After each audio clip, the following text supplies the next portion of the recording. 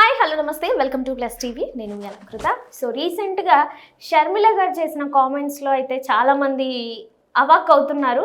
హిందువులు వర్సెస్ షర్మిల గారు అయిపోతున్నారు అనమాట. అసలు ఎందుకంత కాంట్రవర్సీ అయింది? దీని వెనక మళ్ళీ ఏమైనా రాజకీయ కుట్రలు ఉన్నాయా, లేదంటే నిజంగానే మతపరంగా ఏమైనా గొడవలు అయ్యే ఛాన్సెస్ ఉన్నాయనే దాని గురించి మాట్లాడదాం. Hi sir, hello. Yeah, Sharmila గారు రీసెంట్గా కొన్ని వర్డ్స్ యూజ్ చేశారు సార్. ఎవడబ్బా సొత్తు అని, లేదంటే దళితులు అందరూ, ఇప్పుడు దళితుల్లో హిందువులు ఉంటారు, క్రిస్టియన్లు ఉంటారు సార్. దళితులకి గుళ్ళు అంటగట్టేస్తున్నాం అనే టైప్లో కామెంట్స్ అయితే పాస్ చేశారు సార్. ఒపీనియన్ ఏంటి? ఫస్ట్ షర్మిల గారి గురించి మాట్లాడదాం. పర్సనల్ లైఫ్ అనుకోవద్దు, రాజకీయ లైఫ్ గురించే వద్దాం. పొలిటీషియన్లనేగా మాట్లాడింది. అవును సార్, ఇంకేమన్నా పొలిటికల్ గా, రాజకీయ పరంగా పర్సనల్ గా మాట్లాడలేదు. పర్సనల్ పొలిటీషియన్ గా మాట్లాడింది, కాంగ్రెస్ లీడర్ లాగా. ఫస్ట్ టైం అప్పటి వరకు ఆవిడ రాజకీయాల్లో లేదు. వాళ్ళ నాన్నే, అవును, వాళ్ళ అన్నయ్య కానీ ఆయన ఈవిడ కానీ పెద్దగా ఏం తెలియదు. వాళ్ళ అన్నయ్య అంటే అప్పటికే ఎంపీగా కొంచెం ఉన్నాడు. సో ఎప్పుడైతే వైఎస్ఆర్ గారు చనిపోయిన తర్వాత జగన్ గారు అరెస్ట్ అయ్యారో, ఆయన 16 నెలలు జైల్లో ఉన్నప్పుడు సింగిల్ లేడీ పాదయాత్ర చేసి అందరిని, వాళ్ళ పార్టీని, క్యాడర్ని కాపాడుకోగలిగింది, పార్టీని నిలబెట్టగలిగింది. తర్వాత ఆమె లైమ్ లైట్లో లేకపోయినప్పటికీ ఆవిడ పవర్ఫుల్ అని నీకు అర్థమైంది కదా. అట్లీస్ట్ ఆయన బ్లడ్ కాబట్టి అవే లక్షణాలు వచ్చాయి. అండ్ నెక్స్ట్, ఎక్కడ స్పీచ్ ఇచ్చినా అనర్గళంగా మాట్లాడుతుంది, అన్నీ గుర్తుపెట్టుకొని మాట్లాడుతుంది, కానీ ఎప్పుడు పేపర్ చూసుకుంటూ మాట్లాడదు. అది కూడా బాగా గుర్తుపెట్టుకో. నెక్స్ట్, సమస్య ఏదైనా ఇస్తే, ఒక్క సమస్య ఇచ్చినా దాన్ని 360 డిగ్రీస్లో తను బాగా అదేంటిది మార్కెటింగ్ చేసో 360 డేస్లో 360 డిగ్రీస్లో తను అధ్యయనం చేసుకొని ఆవిడ దాని గురించి చెప్పుద్ది ఏదైనా సరే. నెక్స్ట్, సరే రాష్ట్రం డివైడ్ అయ్యింది. రాష్ట్రం ఉన్నప్పుడు మా నాన్న డివైడ్ అయింది, హాఫ్ కట్ అయింది. మా నాన్న ఇక్కడే ఉండడం లేదు, ఇక్కడ కూడా ఉన్నాడు కదా. మరి వాళ్ళందరూ ఏమవ్వాలి? నేను అటు వెళ్తా, ఎట్లా వెళ్ళాలి? సరే, ఇది పుట్టిల్లు, అది అత్తినిల్లు, మెట్టినిల్లు, అలా నేను తెలంగాణ కోడల్ని అని చెప్పేసి పార్టీ పెట్టింది. పార్టీలు చాలామంది పెట్టారు, పెడదాం అనుకున్న వాళ్ళు కూడా చాలామంది ఉన్నారు. అప్పటికే ప్రధాన పార్టీలు చాలా ఉన్నాయి. అధికారంలో బీఆర్ఎస్ ఉంది. బీఆర్ఎస్కి ప్రత్యేకంగా నీకు బీజేపీ ఉంది, కాంగ్రెస్ ఉంది, ఇంకా ఉన్నాయి. కానీ దేని మీద వీళ్ళ దృష్టి పడలా, షర్మిల మీదే పడింది. వీడు బయటికి వస్తే లోపల తోసేవాళ్ళు, రోడ్డు మీదకి వస్తే కారులోంచి ఇలా తీసుకెళ్ళి మరీ ఈడ్చుకెళ్ళారు, చాలా ఇబ్బందులు పెట్టారు. సో ఎందుకు అంటే ఈమె వల్ల నాకు ఎఫెక్ట్ ఉంటుందని నమ్మింది. అంటే నువ్వు కొత్తగా వచ్చిన 4 రోజులకైనా అధికార పార్టీని అయితే కొంచెం హడలెత్తించగలిగావు, అంటే నీలో ఏదో పవర్ ఉంది.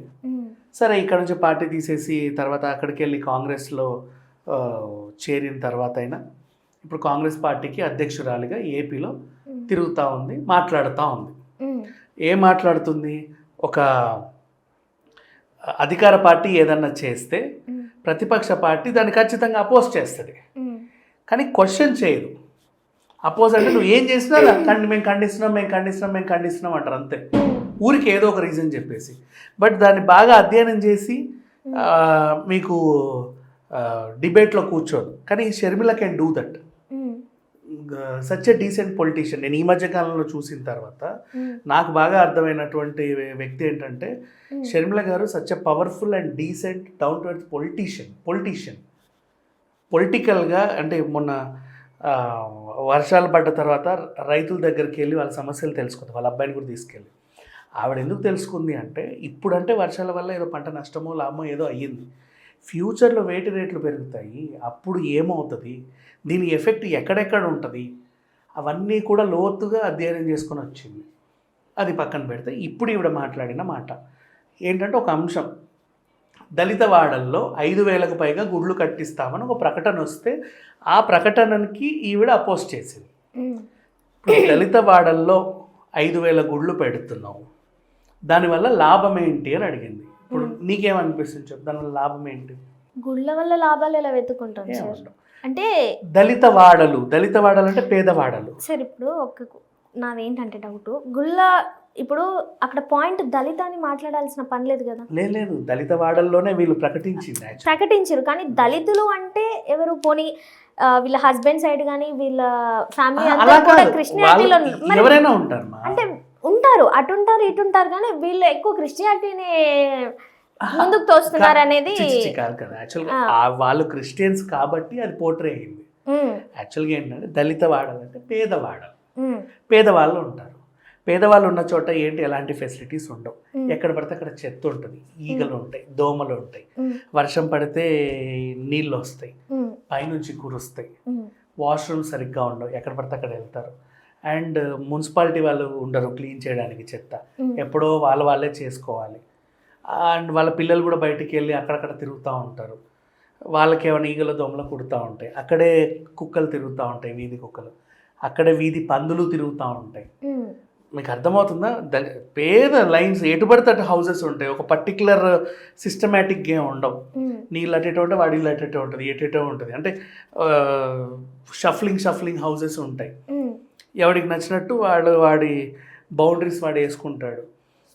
ఊర్లో ఎప్పుడైనా పండగ అయితే అందరు కలిసి ఏదో చేసుకుంటారు, లేదంటే సంథింగ్. అవి దళిత వాడలు. వాడికి అవసరమైనవి ఏంటి? ఫస్ట్ శానిటైజేషన్, చెత్త తొలగించండి, అప్పుడు ఆరోగ్యం బాగుంటుంది. వాళ్ళకి కావాల్సింది ఏంటి? టైంకి ఆరోగ్యం. అంటే ఏదైనా జబ్బు చిన్నది ఏదైనా ఉంటే గవర్నమెంట్ హాస్పిటల్ మందులు అన్నీ అవైలబిలిటీలో ఉండాలి. వాళ్ళకి కావాల్సినవి ఏంటి? చెత్త నీళ్ళు, మురుగు నీరు అంతా పోవడానికి డ్రైనేజ్ సిస్టమ్ ఎప్పటికప్పుడు నీట్గా ఉండాలి. బాత్రూమ్స్ లేని వాళ్ళకి బాత్రూమ్స్ కావాలి. ఇంతే దళితులకు మెయిన్ కావాల్సిన, బతకడానికి అన్నీ ఉంటే చాలు, తర్వాత వాళ్ళు డెవలప్ చేసుకుంటారు. ఇవి కాకుండా దళితులకి మేమేదో గొప్ప చేస్తున్నాము, దళితులు అంటే మళ్ళీ పేదవాళ్ళే, పేదవాళ్ళకి మేమేదో గొప్ప చేస్తున్నాము అని పేదవాళ్ళ దగ్గర 5,000 గుళ్ళు కట్టిస్తున్నాము అని ప్రకటన చేశారు. దాన్ని ఆవిడ అపోజ్ చేసింది. దీనివల్ల లాభం ఏంటి అని అంటే ఆవిడ క్వశ్చన్ ఏంటంటే, సరే 5,000 గుళ్ళు కడుతున్నారు, ఈ 5,000 గుళ్ళల్లో పూజారులకు ఎవరిని పెడతారు? దళితుల్ని పెడతారు, బ్రాహ్మణ్స్ని పెట్టాలి. సరే, ఇప్పుడు హై క్లాస్ లెవెల్లో కట్టించిన దగ్గర కూడా బ్రాహ్మణ్స్ పెడతారు, వేద పండితులు వాళ్ళే కాబట్టి వాళ్ళే పెడతారు. సో ఇప్పుడు నువ్వేం చేస్తున్నావు? దళిత వాడల్లో 5,000 మంది బ్రాహ్మణులకి ఉచితంగా వసతి కల్పిస్తున్నాం, వాళ్ళకి ఒక ఉపాధి కల్పిస్తున్నాం. దాని ఉపాధి ప్లస్ వసతి, గుళ్ళోనే ఉంటారు వాళ్ళు ఒక ఫ్యామిలీతో. నెక్స్ట్ పేదవాడల్లో, దళిత వాడల్లో 5,000 హుండీలు పెడుతున్నాం. వాళ్ళ దగ్గరే ఏముండవు, నువ్వు వాళ్ళకి ఇచ్చేది పోగా. అవునా కాదా? 5,000 గుళ్ళు అంటే ఏంటి? మా 5,000 హుండీలు. అవునా? వాడికి 100 రూపాయలు ఇచ్చేది లేదు, పైగా వాడే ఏదేంటిది అమ్మో ఏమో ఏం జరుగుతుంది, ఎవడో 10 రూపాయలు వేసిపోతాడు. నువ్వు 5,000 హుండీలు పెడుతున్నావు అంటే అది వాడికి న్యాయం చేస్తాడు. నువ్వు దళితులకి ఏం చేస్తున్నావు? వాళ్ళ దగ్గర ఇంకా బిజినెస్ చేసి నువ్వు బ్రాహ్మణులు బ్రతికిస్తున్నావు, కానీ వీళ్ళకి ఏం చేస్తున్నావు అనేది ఆవిడ క్వశ్చన్లో చాలా క్లారిటీ ఉంది, నీట్గా ఉంది. దాన్ని ఏం చేశారంటే ఆవిడ అపోజ్ చేయాలి కాబట్టి, ఈవిడ క్రిస్టియను, దళితులు అంటే క్రిస్టియన్లు కూడా ఉంటారు, ఎక్కువ మంది క్రిస్టియన్లే ఉన్నారు కాబట్టి ఆవిడ ఇట్లా మాట్లాడింది. ఈవిడ గుళ్ళకి వ్యతిరేకం, ఈవిడ హిందువులకు వ్యతిరేకం, అసలు ఈవిడ మనిషే కాదు, ఈవిడ రాజకీయ నాయకురాలే కాదు అంటే ఇట్లా మాట్లాడుతున్నారు. తను వేసిన క్వశ్చన్ ఎప్పుడైనా పర్ఫెక్ట్గానే ఉంటుంది. అంటే సార్, ఇప్పుడు వైఎస్ రాజశేఖర రెడ్డి గారు, తర్వాత మన మోహన్ రెడ్డి గారు, తర్వాత షర్మిల గారు సార్, అప్పుడు ఎవరైతే ఉన్నారో వీళ్ళ ఫ్యామిలీ తరపున అసలు వెంకటేశ్వర స్వామికి 7 కొండలు ఎందుకండి? 2 కొండలు ఇచ్చేసి మిగిలిన 5 కొండలు ఏవైతే ఉన్నాయో అవి వెరీ స్ట్రాంగ్ అంట సార్, యాక్చువల్గా తవ్వుకోవడానికి వాటన్నిటికీ. అప్పుడు జీవో కూడా పాస్ చేసి పెద్ద రచ్చ చేశారంట, మరి దాన్ని ఏమంటారు సార్? అవన్నీ తప్పులే, అంతెందుకు జగన్ కూడా చాలా చేశాడు, చేయలేదని కాదు, ఆ కాంటెక్స్ట్ అన్నీ ఓకే. అంటే ఇప్పుడు వాళ్ళు అలా చేసినందుకు దాన్ని ఈవిడ మీద రుద్ది ఈవిడ మాట్లాడేది తప్పు అనాల్సిన అవసరం లేదు. జస్ట్ ఈవిడ పాయింట్ వరకు చూసుకుంటే దట్స్ అన్ అథెంటిక్ పాయింట్. అది నువ్వేంటి పేదోళ్ళకి మేమేదో చేస్తున్నామని చెప్పావు, ఏం చేస్తున్నారండి అని అడిగితే 5,000 గుళ్ళు కట్టిస్తున్నామన్నా. 5,000 గుళ్ళు కట్టిస్తున్నా, భలే ఉందే, మాకు ఒరిగింది ఏంటి? నథింగ్. 5,000 గుళ్ళల్లో 5,000 మంది బ్రాహ్మణులకి నువ్వు వసతి ప్లస్ ఉపాధి కల్పిస్తున్నావు, అవునా? మళ్ళీ వాళ్ళకి ఫుడ్ ఎలా, ఇన్కమ్ ఎలా? ఈ దళితుల దగ్గరనే హుండీలు పెట్టేస్తున్నావు. వీళ్ళు చేయాలి, రూపాయో పావులో 10 రూపాయలు ఇవ్వడం చల్లగా చూడు అని చెప్పి, రోజు ఆ హుండీలో 30-50 రూపాయలు ఉంటాయి. ఆ బ్రాహ్మణుడు తింటాడు, వండుకుంటాడు, హ్యాపీ ఇనఫ్. నువ్వు ఎవరికి న్యాయం చేసినట్టు? అదే నువ్వు 5,000 బాత్రూమ్లు కట్టిస్తున్నావు, 5,000 సులభ కాంప్లెక్స్లు కట్టిస్తున్నాం. ఎందుకు బాత్రూమ్ టాపిక్ వచ్చిందంటే, అక్కడ ఒక లేడీస్ హాస్టల్ భవనంలో 200 మంది ఎంతోమంది ఆడవాళ్ళు ఉంటే ఒకటే బాత్రూమ్ ఉందంట. అది ఎలా? అది సో అట్లా వాళ్ళకి బాత్రూమ్లు కట్టించు, ఆ వీధులను శానిటైజ్ చేయండి, కరెంటు సక్రమంగా ఉందో లేదో చూడండి, వాటర్ సప్లై సరిగ్గా చూడండి, ఇంకేనా వారానికి ఒక మెడికల్ క్యాంప్ పెట్టండి. సార్ నాకు ఇక్కడ ఒక పాయింట్ ఏంటంటే దాని బదులు ఇది ఎందుకు అని అడిగింది ఆవిడ. ఓకే, ఈ పాయింట్ ఇలా వాళ్ళని అలాగే ఉంచి వాళ్ళ మధ్యలో నువ్వు హుండీలు పెట్టి ఎందుకు దోచుకుంటున్నావు అని అడిగింది. దాంట్లో తప్పేమో. ఓకే, సో ఈ పాయింట్ ఇలా ఉంటే వాళ్ళు అధికారంలో, ఇప్పుడు ఎవరైనా అధికారంలో ఉండండి, ఎవరైనా ఒకరే అధికారంలో ఉంటారు. సో వాళ్ళ అధికారంలో ఉన్నప్పుడు కూడా ఇలాంటివి ఎందుకు చేయరు? ఓన్లీ వేరే పార్టీ గెలిచినప్పుడే నువ్వు బాత్రూమ్లు ఎందుకు గట్టి లేదు, కరెంట్ బిల్ ఎందుకు గట్టి లేదని మాట్లాడతారు కదా. అందుకే చెప్తున్నా, మన కర్మ ఏంటో ఆవిడ కర్మ ఏంటో. ఇప్పటిదాకా ఆవిడ గెలవలా, పోటీ చేయలా. ఒక్కసారి ఎవరో ఒకరు అవకాశం ఇచ్చి చూస్తే వాళ్ళేంటనేది తెలుస్తుంది. ఆవిడకి అవకాశం ఉన్నప్పుడు కూడా వాళ్ళ అన్న ఇవ్వాల, 5 ఏళ్ళు ఉన్నప్పుడు ఆమెకి ఏదో ఒక పదవి ఇవ్వచ్చు, మంత్రి పదవి కూడా అప్పచెప్పొచ్చు, తనేదో చేసుకుంటుంది. ఇప్పుడు సోనియా గాంధీ రాహుల్ గాంధీని ప్రియాంక గాంధీని తెచ్చుకున్నట్టు ఆమె ఏదో చేసుకుంటుంది. ఆయన ఎప్పుడు ప్రత్యక్ష రాజకీయాల్లో ఆవిడ ఇన్వాల్వ్ చేయలే. మేబీ ఆవిడ చాలా పవర్ఫుల్ అని వాళ్ళ ఇంట్లో వాళ్ళకి కూడా తెలిసి ఇన్వాల్వ్ చేయలేదేమో. తనంతా తాను బయటకు వచ్చి తను ఏదో నిరూపించుకోవాలనుకుంటుంది. బట్ తనలో ఏదో ఒకటి లేకపోతే కాంగ్రెస్ ఏపీ మొత్తంలో ఆవిడ చేతికి ఎందుకు ఇస్తుంది అంతమంది సీనియర్లను వదిలేసి? ఎందుకంటే ఆపోజిట్ వీళ్ళు ఉన్నారు, ఇంకా కట్ చేస్తే ఇటు ఉన్నారు కాబట్టి అట్లా అనుకోకూడదు. ఆపోజిట్ వీళ్ళు ఉన్నారు అదంటే ఇక్కడ రేవంత్ కూడా ఎందుకు ఇచ్చింది? ఆయనలో ఏదో ఉంది, something the spark will be. ఈయన పక్క పార్టీ, ఆయనకి ఇస్తే ఈయన పార్టీ సీక్రెట్ అంటే పక్క వాళ్ళకి చెప్తాడని అనుకోలేదే, కానీ ఇచ్చింది. అట్లా అంటే మనుషుల్లో ఏదో ఉంటుంది, ఎవరికన్నా ఏదన్నా కట్టబెట్టారు అంటే. సో మేబీ నెక్స్ట్ ఎలక్షన్లో కనీసం ఒక ఎమ్మెల్యేకైనా గెలుస్తుందేమో, చూద్దాం అప్పుడేం చేస్తుందో. సార్ రీసెంట్గానే వాళ్ళ కొడుకు కూడా ఎంట్రీ ఇచ్చారు, రాజారెడ్డి గారు. సో ఆయన ఫ్యూచర్ ఎలా ఉండబోతుంది అనుకుంటున్నారు? బాగుంటుంది అబ్బాయిది. నాకు ఏమనిపించింది అంటే, ఫస్ట్ డే వీళ్ళ మమ్మీ ఎక్కడికి వెళ్తున్నావు అంటే, ఏం లేదు ఇట్లా వ్యవసాయ కమిటీ రైతు దగ్గరికి వెళ్తున్నాను, మార్కెట్ కమిటీకి వెళ్తున్నా అంటే, నేను కూడా వస్తాను, నువ్వెందుకంటే అదేంటో చూడాలని ఉంది. అప్పుడు కరోనా టైంలో ఏవేవో అయ్యాయి, తర్వాత ఉల్లిగడ్డల రేట్లు పెరిగినప్పుడు మనం చాలా బాధపడ్డాం. ఆ తర్వాత ఒక్కొక్కసారి ఒక్కొక్కది సంక్షోభం వస్తూ ఉంటుంది. ఇప్పుడు ఇన్ని వరదల్లో ఏదో అయ్యి ఉంటుంది. సరే ఇప్పుడు దొరుకుతున్నాయి నీకు 100కి 6 కిలోలు ఉల్లిగడ్డ ఇప్పుడు రోడ్డు పైన. ఏమో రేపటి పొజిషన్ ఎట్లా ఉంటుందో, ఇప్పుడు టొమాటో ఫ్రీగా దొరుకుతుంది, రేపు ఎట్లా ఉంటుందో. ఇదంతా ఒకసారి ఆ రైతులతో మాట్లాడితే మనకు అర్థమవుతుంది. ఫ్యూచర్, ప్రజెంట్, పాస్ట్ అన్నీ తెలుస్తాయని వస్తామనుకున్నాడు. సరే ఎలాగో ఫస్ట్ డే నువ్వు రాజకీయాల్లోకి తిరగడానికి వస్తున్నావు కదా, ఆశీర్వాదం తీసుకుంటారా అంటే పెద్ద ఆవిడ ఆశీర్వాదం తీసుకొని వచ్చాడు. తనేదో నేర్చుకున్నాడు. అంటే ఇక్కడ చూడు, ఈవిడ తను తిరగడమే కాకుండా పిల్లలకు కూడా నేర్పిస్తుంది. ఇక్కడ తెలంగాణకు వచ్చినప్పుడు కూడా ఏం చేసిందంటే, నిరుద్యోగులకి మంగళవారం దీక్ష చేసింది. ఎవరు చేయలా, కొత్తవి ఇన్వెంట్ చేసి దాన్ని చేయడం అనేది నిజంగా గ్రేట్ చెప్పాలి అంటే. ప్రతి చిన్న అంశాన్ని పెద్దగా చేసి చూడడం. అండ్ మళ్ళీ ఇంకొకటి, ఏదైనా సమస్య ఉంటే వినతి పత్రం పట్టుకొని చంద్రబాబు నాయుడు కలవడానికి వెళ్తుంది.